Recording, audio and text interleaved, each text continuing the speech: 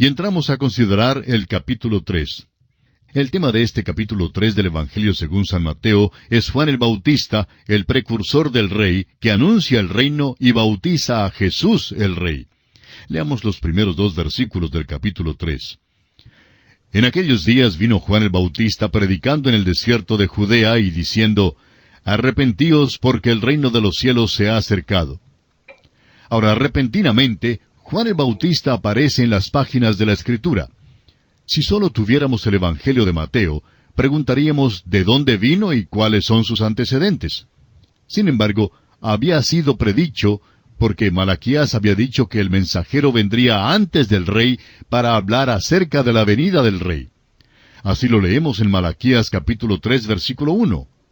Juan el Bautista es, pues, este mensajero. Realmente no es necesario que usted sepa los antecedentes de un mensajero. Cuando el joven le entrega la carta en la puerta, ¿acaso le dice usted, joven, ¿son de España sus padres? ¿O cuáles son sus antecedentes? Usted no tiene interés en eso, amigo oyente. Tiene interés en el mensaje porque el mensaje es todo lo que le interesa. Es lo importante. Entonces, usted le da las gracias, le da la propina y se despide. Ha terminado su trato con él. Pues bien, Juan el Bautista aclaró muy bien que él era simplemente el mensajero, y Mateo también lo presenta así con toda claridad. Por eso aparece en las páginas bíblicas predicando en el desierto de Judea y diciendo, Arrepentíos porque el reino de los cielos se ha acercado. El arrepentirse es una expresión que siempre ha sido dada al pueblo de Dios. La palabra en griego es metanoia, y quiere decir un cambio de actitud, o sea, un viraje radical del espíritu. El arrepentimiento significa que usted andaba en una dirección, pero ahora se vuelve y anda en otra. Es un mensaje que ha sido dado al pueblo de Dios en diferentes épocas. Los que se arrepienten son los que han de tener avivamiento. Cuando llegan a ser fríos e indiferentes, deben volverse. La necesidad del arrepentimiento es el mensaje dado a las 7 iglesias en el Asia Menor. Y este era el mensaje del Señor Jesús. Alguien preguntará si el no creyente no se va a arrepentir. Al no creyente se le manda a creer en el Señor Jesucristo. Este fue el mensaje de Pablo al carcelero de Filipos que encontramos en Hechos capítulo 16, versículo 31. El carcelero necesitaba arrepentirse, pero cuando un no creyente cree en Jesús, se arrepiente. La fe significa volver a Cristo, y cuando alguien vuelve a Cristo, también ha de separarse o volverse de algo. Si no se vuelve de algo, entonces no está realmente volviendo hacia Cristo. El arrepentimiento, pues, es realmente una parte del creer. Pero creemos que el mensaje principal que debe ser declarado al perdido hoy en día es que necesita creer en el Señor Jesucristo. Amigo oyente, a muchísimas personas les gusta hacer algo. Les gusta levantar la mano, o pasar adelante, o firmar una tarjeta. Pero lo importante es confiar en Cristo como su Salvador personal. Si usted de veras ha hecho esto, entonces usted ha vuelto a Él y se ha separado de algo. La expresión reino de los cielos significa la soberanía de los cielos sobre la tierra. El Señor Jesús es el Rey y no es posible tener un reino sin tener un rey. Pero tampoco es posible tener un rey sin tener un reino. Debe haber un rey y un reino. Juan el Bautista dice, el reino de los cielos se ha acercado. Ahora, ¿qué significa eso? El reino de los cielos está presente en la persona del Rey. Entonces preguntamos que si no hay una realidad presente del reino de los cielos. Sí, la hay. Aquellos que vienen a Jesús y lo reconocen como su Salvador, son trasladados al reino de su Hijo amado, le pertenecen a Él. Y aún más, su relación con Él es realmente más íntima que simplemente pertenecer. En las cartas del apóstol Pablo se presenta a Jesucristo como el novio y a todos los creyentes que forman parte de su iglesia como su novia. Alguien preguntará entonces si no somos los súbditos de un reino porque nos corresponde llevar a cabo sus mandatos. Y una vez más decimos que hay más que esto en nuestra relación con Jesucristo. Debemos obedecerle porque le amamos. Es una relación de amor. Y él dice en Juan capítulo 14, versículo 15, si me amáis, guardad mis mandamientos. Dijimos ya que el reino de los cielos significa la soberanía de los cielos sobre la tierra. nuestra experiencia indica que no existe hoy en día. Cristo no está reinando sobre todo el mundo hoy en día. Reina solamente en los corazones de aquellos que le han aceptado. Sin embargo, Él vendrá un día para establecer su reino sobre la tierra. Y cuando lo establezca, amigo oyente, reprimirá la rebelión. Créanos que realmente la reprimirá. El reino de los cielos se acercaba o estaba presente en la persona del Rey. Esa era la única manera en que estaba presente. Y así, Mateo sigue su relato diciéndonos de nuevo que todo esto es el cumplimiento de la profecía. Continuamos hoy, amigo oyente, nuestro recorrido por las páginas de la Biblia. Como dijimos, para hoy nos corresponde el versículo 3 de este capítulo 3 del Evangelio según San Mateo. Recordemos que en nuestro estudio anterior estábamos hablando sobre Juan el Bautista. Ahora el versículo 3 dice, «Pues este es aquel de quien habló el profeta Isaías cuando dijo, voz del que clama en el desierto, preparad el camino del Señor, enderezad sus sendas». Estas son las palabras que encontramos en Isaías capítulo 40, versículo 3. Era una voz clamando en el desierto. Eso es todo lo que Juan el Bautista afirma de sí mismo. Ahora el versículo 4 nos dice, «Y Juan estaba vestido de pelo de camello, y tenía un cinto de cuero alrededor de sus lomos, y su comida era langostas y miel silvestre». Es un individuo raro, ¿no le parece? Come una dieta muy extraña y tiene un modo de vestir igualmente extraordinario. No nos gusta decirlo, pero en el día de hoy, Juan sin duda calificaría en su aspecto al apodo de un inconforme, un revolucionario. Leamos una vez más este versículo 4. Estaba vestido de pelo de camello y tenía un cinto de cuero alrededor de sus lomos, y su comida era langostas y miel silvestre. Se nos dice que nunca se afeitó y que tenía el cabello largo. Aquí tenemos a un hombre muy extraordinario, un hombre con una misión especial. Realmente es un hombre del Antiguo Testamento, pero sale del Antiguo Testamento a las páginas del Nuevo. Es el último de los profetas del Antiguo Testamento. Leamos los versículos 5 y 6 de este capítulo 3 de Mateo. «Y salía a él Jerusalén y toda Judea, y toda la provincia de alrededor del Jordán, y eran bautizados por él en el Jordán, confesando sus pecados». Salían a él. Él no alquilaba un estadio, ni teatro, ni iglesia, y no había ningún comité que le convidara. Si querían escuchar predicar a Juan, tenían que salir a donde él estaba. Y diremos que el Espíritu de Dios estaba sobre este hombre. Hubo un cambio en las vidas de estas personas. El mismo hecho de su bautismo indicó el dejar la vida vieja y el volverse a una nueva vida. Sigamos ahora con los versículos 7 y 8 de Mateo capítulo 3. Al ver él que muchos de los fariseos y de los saduceos venían a su bautismo, les decía, «Generación de víboras, ¿quién os enseñó a huir de la ira venidera? Haced pues frutos dignos de arrepentimiento». Ahora note usted quiénes son los que vienen. Escuche usted la manera en que saluda a estas visitas dignas. Supóngase usted que el predicador en su iglesia se para el domingo en la mañana y dijera, «Generación de víboras». Bueno, nos imaginamos que los diáconos estarían muy pronto buscando otro predicador. Pero amigo oyente, tenemos que decir que realmente este es un lenguaje duro. Habla a los fariseos y saduceos tan dignos y les dice que tiene que haber una evidencia de esta nueva vida. No pueden simplemente pasar por las aguas del bautismo. Debe haber fruto en sus vidas. Avancemos ahora con el versículo 9.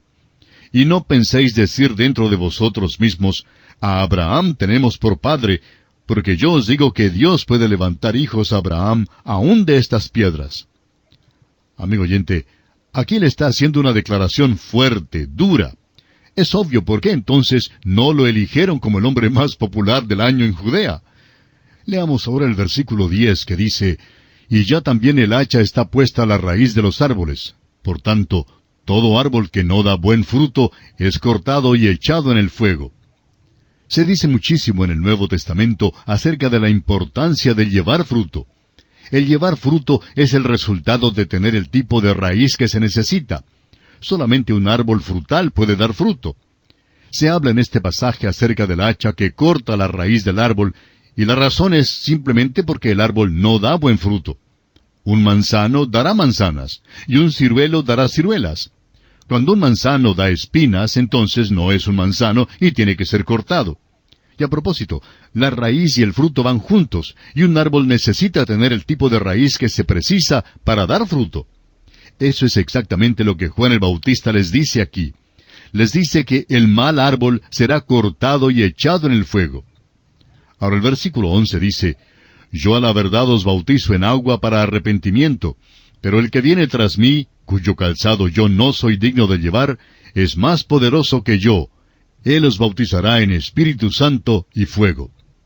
Juan el Bautista bautizó en agua.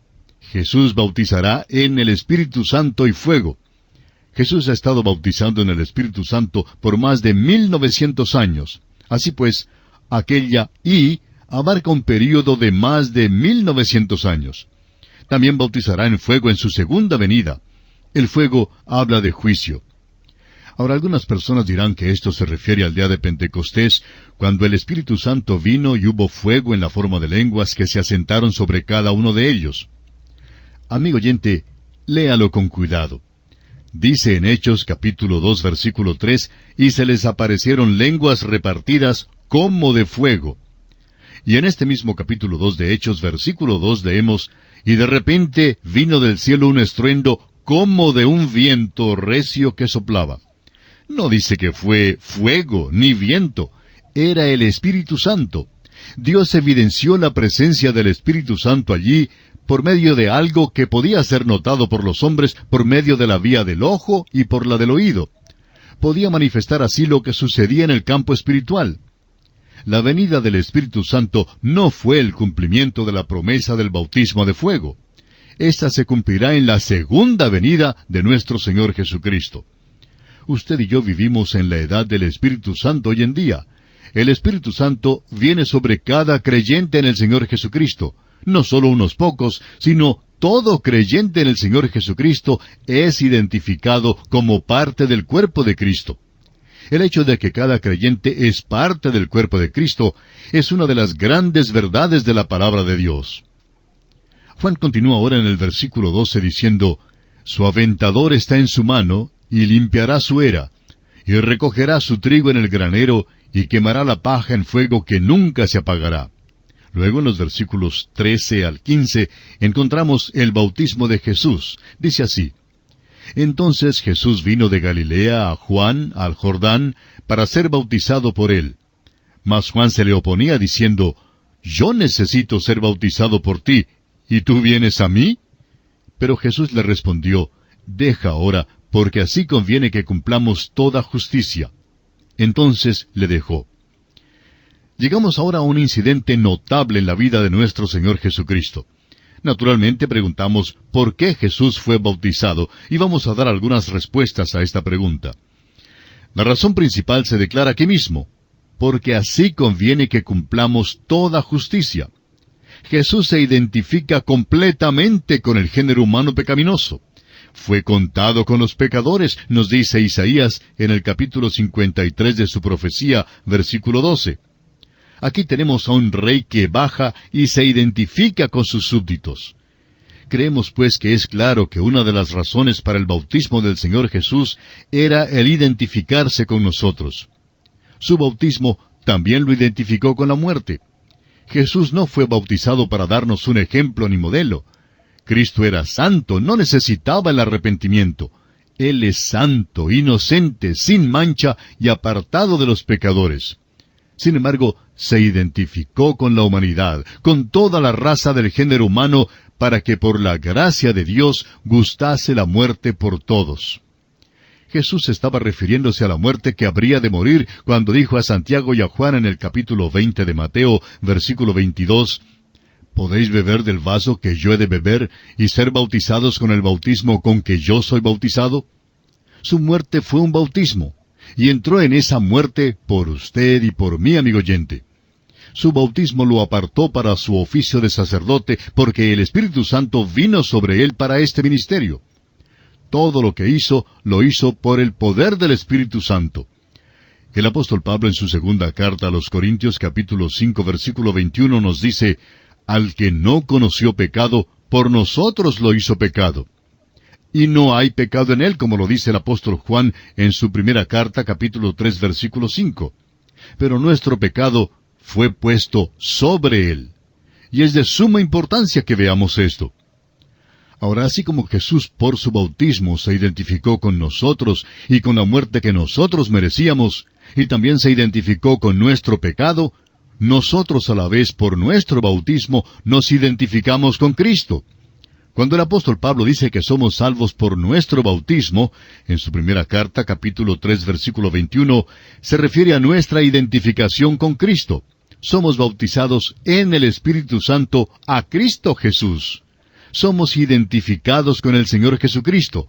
Eso es lo que quiere decir ser salvo. Ciertamente creemos en el bautismo en el agua, para el que ya es creyente en Cristo Jesús.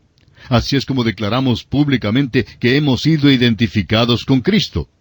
Después que aceptamos a Cristo como nuestro Salvador personal, el bautismo es un deber, amigo oyente. Este tema del bautismo tenemos que sacarlo del plano del argumento y la discusión y elevarlo al nivel alto donde debe estar. La Biblia nos ordena ser bautizados para testificar que nos hemos declarado a favor de Cristo.